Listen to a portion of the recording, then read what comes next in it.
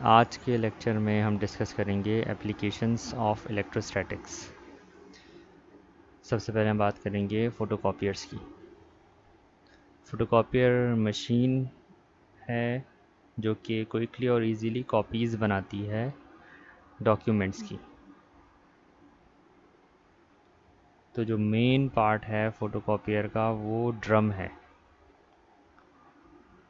Drum aluminium cylinder होता है जिसके ऊपर सेलेनियम की लेयर कोटेड होती है। अगर एल्युमिनियम की बात की जाए तो it is an excellent conductor, और अगर सेलेनियम की बात की जाए तो selenium is a photo conductor, यानी इन डार्क सेलेनियम इंसुलेटर होता है, और जब हम लाइट को एक्सपोज करते हैं सेलेनियम पर तो वो कंडक्टर बन जाता है। तो कॉपी का प्रोसेस कैसे होता है कि हम जो डॉक्यूमेंट जिसको हमें कॉपी करना है ग्लास प्लेट पर रखते हैं, और जो फ़ोटोकॉपीइंग का प्रोसेस है जैसे हम उसको स्टार्ट करते हैं तो सबसे पहला स्टेप क्या होता है कि कोरोट्रॉन सिंगल वायर भी हो सकती है, इसको कोरोना वायर कहते हैं हम, या सिंगल यूनिट भी हो सकता है जिसके अंदर वायर का क्लीनिंग मैकेनिज़्म होता है।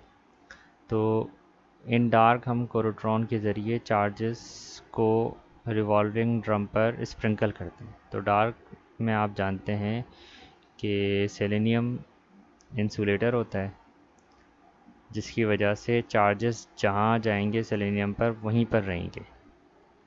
सेकंड स्टेप क्या होता है, लेंसेज और मिरर के ज़रिए हम डॉक्यूमेंट की इमेज को फोकस करते हैं ड्रम पर। तो जो डॉक्यूमेंट है उसमें डार्क और ब्राइट रीजन्स होते हैं, तो ऐसे ही करस्पॉन्डिंग डार्क और ब्राइट रीजन्स ड्रम पर भी बन जाते हैं। तो जिस हिस्से पर ड्रम की लाइट पहुंचती है, ड्रम का वो हिस्सा पॉजिटिव चार्ज को लूज़ कर जाता है और न्यूट्रल हो जाता है, और जिस हिस्से पर ड्रम की लाइट नहीं पड़ती, ड्रम का वो हिस्सा पॉजिटिव चार्ज को रिटेन रखता है। तो इसके नतीजे में पॉजिटिव चार्जेस से डॉक्यूमेंट की इमेज ड्रम पर बन जाती है। तीसरा स्टेप क्या होता है कि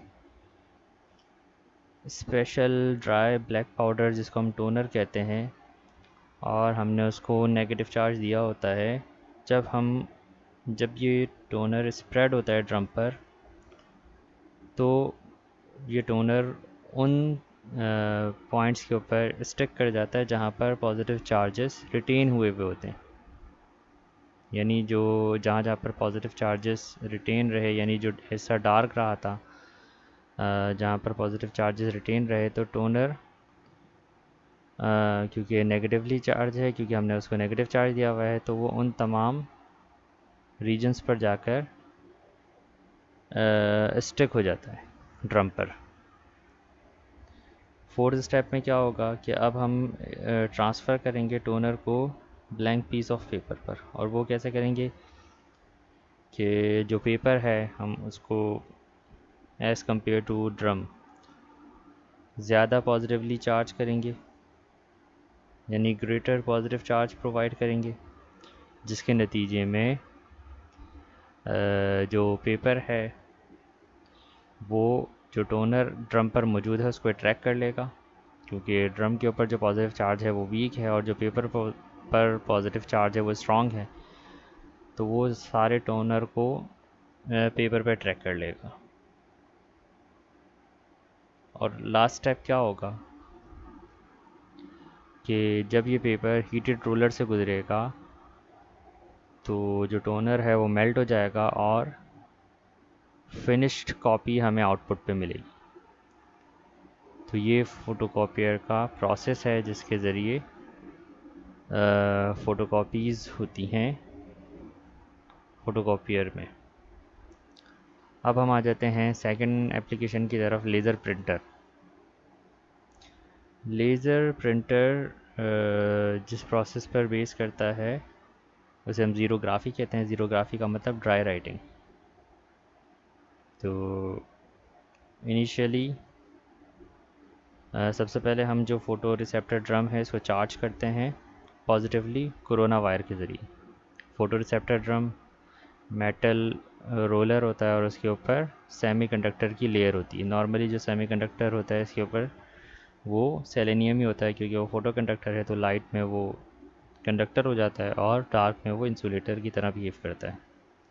तो कोरोना वायर के ज़रिए हम पॉजिटिव चार्जेस को स्प्रिंकल करते हैं इस फोटो रिसेप्टर ड्रम पर, और फिर ये जो लेज़र लाइट है ये इसको कंप्यूटर कंट्रोल करता है, और कंप्यूटर की मदद से ये लेज़र लाइट ड्रम पर कुछ पोर्शंस पर एक्सपोज होती है और कुछ पोर्शंस पर एक्सपोज नहीं होती। तो जहाँ लेज़र लाइट एक्सपोज होती है वो रीजन अपने पॉजिटिव चार्ज को लूज़ कर जाता है और न्यूट्रल हो जाता है, और जहाँ पर एक्सपोज नहीं करती वो रीजन अपने पॉजिटिव चार्ज को रिटेन रखता है, जिसके नतीजे में पॉजिटिव चार्जेस से ड्रम पर इमेज बन जाती है। नेक्स्ट, जो पॉजिटिव चार्जेस से इमेज बन गई है ड्रम पर, तो जहाँ जहाँ पर ड्रम के हिस्से के ऊपर पॉजिटिव चार्जेस मौजूद हैं वो इंक पिक करते हैं इंक टोनर से, क्योंकि इंक टोनर को हमने नेगेटिवली चार्ज किया होता है, तो जिसकी वजह से इंक टोनर आकर जहाँ जहाँ पर जो जो रीजन ड्रम का पॉजिटिवली चार्ज है वहाँ पर आकर स्टिक हो जाते हैं। फाइनली फिर पेपर, उसको हम एज़ कम्पेयर टू ड्रम ज़्यादा पॉजिटिव चार्ज करते हैं, तो जिसके नतीजे में फिर ये टोनर अट्रैक्ट हो जाता है पेपर पर, और फिर जो हीट जनरेट हुई होती है प्रिंटर के अंदर उससे ये टोनर मेल्ट होता है पेपर पर और हमें प्रिंटेड इमेज आउटपुट पे मिल जाती है। तो ये लेज़र प्रिंटर का फंक्शन है, वर्किंग प्रोसेस था जो कि हमने डिस्कस किया। अब हम बात करेंगे इंकजेट प्रिंटर। इंकजेट प्रिंटर भी टाइप है प्रिंटर की, और इंकजेट प्रिंटर के अंदर भी के ऑपरेशन में भी इलेक्ट्रिक चार्ज ही यूज़ होता है, यानी जब इसका प्रिंट हेड शटल करता है बैक एंड फोर्थ तो वो इजेक्ट करता है thin stream of ink, nozzle से थिन स्ट्रीम ऑफ इंक जो है उसको इजेक्ट करता है। और ड्यूरिंग द फ्लाइट ये जो ड्रॉपलेट्स हैं ये पास होते हैं दो इलेक्ट्रिकल कंपोनेंट्स से, तो जिनमें से जो ये इलेक्ट्रोड है ये कंप्यूटर से के ज़रिए कंट्रोल होता है, और इस पर डिपेंड करता है कि इंक का कौन सा ड्रॉप चार्ज होगा और कौन सा ड्रॉप चार्ज नहीं होगा। तो जो हमें पेज पर इंक ड्रॉपलेट चाहिए होता है हम उसको चार्ज नहीं करते, और फिर जब वो ड्रॉप आगे जाता है यहाँ डिफ्लेक्शन, यहाँ इलेक्ट्रिक फील्ड प्रोड्यूस होती है, क्योंकि जो इंक ड्रॉपलेट है जब वो न्यूट्रल है तो उसके ऊपर इलेक्ट्रिक फील्ड कोई असर नहीं करेगा और वो सीधा पेज की तरफ चला जाएगा और पेज के ऊपर स्पॉट आ जाएगा। लेकिन जो इंक ड्रॉपलेट हमें पेज पर नहीं चाहिए होता, कंप्यूटर इंस्ट्रक्शन के ज़रिए इलेक्ट्रोड के ज़रिए उस ड्रॉपलेट को चार्ज करता है। अब जब ये चार्ज का ड्रॉपलेट यहाँ से इन दोनों डिफ्लेक्शन प्लेट के दरमियान से गुजरता है जहाँ इलेक्ट्रिक फील्ड क्रिएट हुई है, इलेक्ट्रिक फील्ड फोर्स लगाती है जिसकी वजह से ये ड्रॉपलेट गटर के ज़रिए बाहर चला जाता है और ये पेज तक नहीं पहुँचता। तो इस तरीके से इस पेपर के ऊपर इमेज बनती है। तो ये इंकजेट प्रिंटर का प्रोसेस है। तो आज हमने एप्लीकेशंस को डिस्कस किया इलेक्ट्रोस्टैटिक्स की। अब आखिर में मैं आपसे कुछ क्वेश्चंस जो है वो पूछूंगा और आपने इन क्वेश्चंस का जवाब कमेंट सेक्शंस के अंदर देना है। तो पहला सवाल है what are the basic difference between the laser printer and photocopier. तो आपने बताना है कि लेज़र प्रिंटर और फोटोकॉपियर के दरमियान क्या डिफरेंस है, एक इस क्वेश्चन का जवाब देना है आपने। दूसरा, state any two other applications of electrostatics. अच्छा, 3 इलेक्ट्रोस्टैटिक्स की एप्लीकेशंस तो हमने आज डिस्कस की हैं, इसके अलावा 2 और एप्लीकेशंस इलेक्ट्रोस्टैटिक्स की उनके बारे में बताएं। और question number 3, state any two hazards of electrostatics, आपने कोई भी दो हैज़र्ड्स बताने हैं इलेक्ट्रोस्टैटिक्स की वजह से। तो आज हमने एप्लीकेशंस ऑफ इलेक्ट्रोस्टैटिक्स को डिस्कस किया। नेक्स्ट लेक्चर में हम डिस्कस करेंगे इलेक्ट्रिक फ्लक्स।